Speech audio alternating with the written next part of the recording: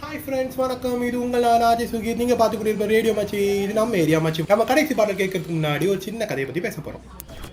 ரீசெண்டாக நம்மளை சுற்றி நிறைய மாற்றங்கள், நிறைய கதைகள் கேட்டிருப்போம். அதில் ஒன்று தான் அந்த ட்ரெண்டிங் வீடியோ. அப்புறம் தேவாலயத்தில் ஒரு பெரிய சத்தம் கேட்டதாகவும் அந்த சத்தம் ஏசு கிறிஸ்துவோட சத்தம் என்று இந்த நியூஸ் பத்தியா உண்மையா பொய்யா தெரியலையே. கண்டிப்பா இது பொய்யா தான் இருக்கும். எனக்கு அப்படி தோணலை, இது உண்மையா தான் இருக்கும். அப்போ பரலோக ராஜ்யத்துக்கு நம்ம எப்படி போக முடியும்? அதுக்கு ஸ்பெஷலாலாம் ஒன்றும் பண்ண வேண்டாம், உண்மையா இருந்தாலே போதும். அதுவே நம்மளை ஒரு நாள் உயர்ந்த இடத்துல நிறுத்தும். ஹாய் ஃப்ரெண்ட்ஸ், வணக்கம். இப்போ ரீசெண்டாக சோஷியல் மீடியாவில் ட்ரெண்டிங்காக போயிட்டு இருக்க ஜீசஸ் கம்மிங் பற்றின வீடியோ வந்து நம்ம சொசைட்டில எந்த அளவுக்கு போயிருக்குங்கிறத நம்ம பார்க்கலாம். ஹாய் ப்ரோ, இப்போ ரீசெண்டாக ட்ரெண்டிங்காக போயிட்டு இருக்க ஜீசஸ் கம்மிங் பற்றின வீடியோ பற்றி உங்கள் ஒப்பீனியன் சொல்லுங்க. ஃபேக் நியூஸுங்க. நம்ம பகா கிறிஸ்டியன்ஸா காலங்காலமாக இப்படி தான் சொல்லிட்டு இருக்காங்க. எல்லாம் பணம் சம்பாதிக்காத தான் இப்படி சொல்லிட்டு இருக்காங்க. எல்லாம் ஃபேக் நியூஸ் தான். ஆன்லைனில் ஹேஷ்டாக் ஃபேக் நியூஸ்னு பரப்பிடுவாங்க.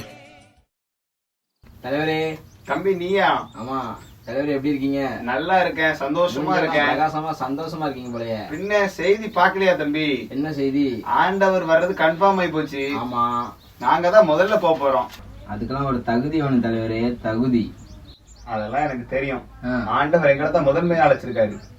தலைவரே, நாங்க தான் போவோம். நாங்க தான் பரம்பரை கிறிஸ்தவங்க, நாங்க தான் போவோம். தம்பி கொஞ்சம் பொறுங்க, இத பாருங்க. இது என்ன கார்டு புதுசா இருக்கு? அதாவது தம்பி, இதுதான் பரலோகத்துக்கு போறதுக்கான டோக்கன். எங்க சர்ச்சில் ஏற்கனவே இது கொடுக்க ஆரம்பிச்சிட்டாங்க தெரியுமா? ஒரு டோக்கன் 1,00,000 ரூபாய். எங்க வீட்டுல நாங்க 3 டோக்கன் வாங்கிட்டோம். நீங்க இப்பதான் பரலோகத்துக்கு போறத பத்தி சண்டை போட்டுட்டு இருக்கீங்க. நாங்க இப்பவுமே ரிசர்வ் பண்ணிட்டோம். இப்போ ஏசப்பா வந்தா கூட நாங்க பரலோகத்துல இருப்போம் தம்பி. ஆமா, டோக்கனா டோக்கன் என்ன தம்பி இது? IMS பிரியாணி டோக்கனா? பரலோகம் போறதுக்கு டோக்கன் கிடையாது, ஒண்ணும் கிடையாது. எவனோ அவனை ஏமாத்திட்டான். நாங்க தான் முதல்ல பரலோகம் போவோம். நீ பாத்துட்டே இரு. ஐயா, நீங்களும் போக மாட்டீங்க, அந்த டோக்கனையும் போக மாட்டாங்க. பார்த்துட்டே இருங்க, நாங்க தான் போவோம்.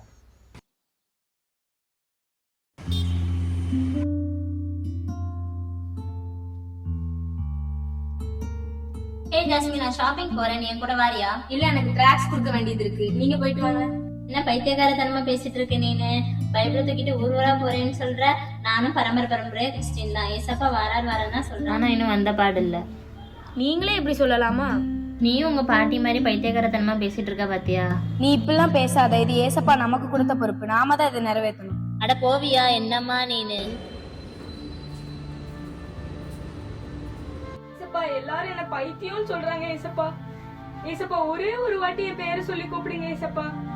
ஏசப்பா, உங்க சத்தத்தை கேட்காம இங்க இருந்து போக மாட்டேன் ஏசப்பா. ஒரே ஒரு வாட்டி என் பேரை சொல்லி கூப்பிடுங்க ஏசப்பா. ஏசப்பா, என் பேரை சொல்லி கூப்பிடுங்க ஏசப்பா.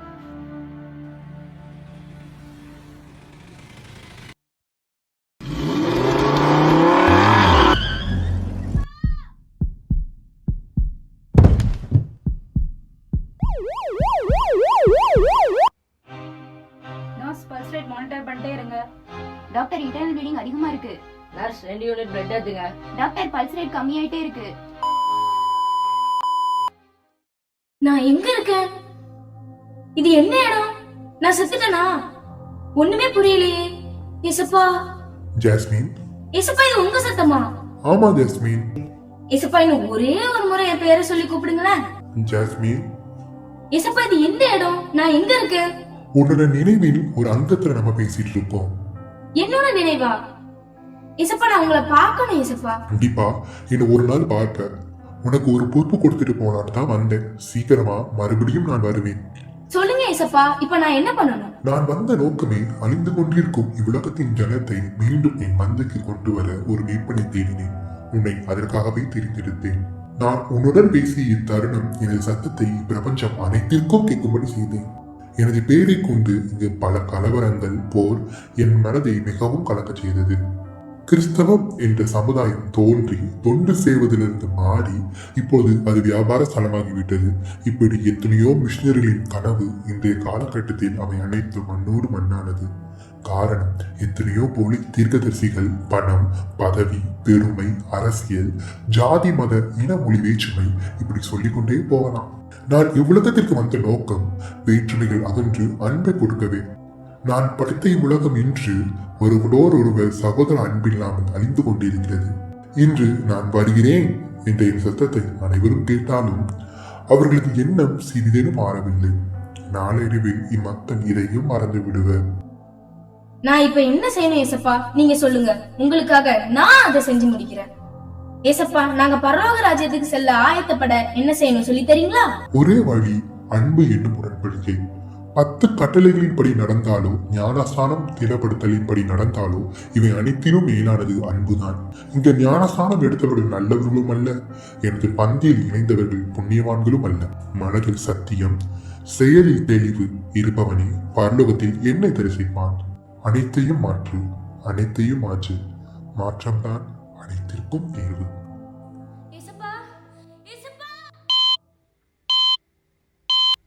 டாக்டர் டாக்டர் என் ஃப்ரெண்ட் எப்படி இருக்கா டாக்டர்? என் ஃப்ரெண்ட் நார்மலாக தான் இருக்காங்க. கான்ஷியஸ் வர கொஞ்சம் டைம் ஆகும்.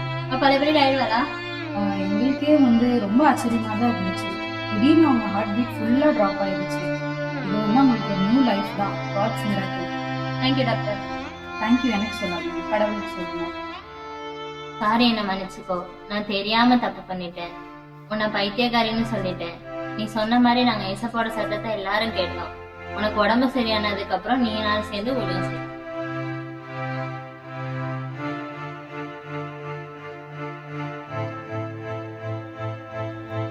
ஏசப்பா வருகைக்கு நாங்க ஆயத்தம். நீங்க ஆயத்தமா?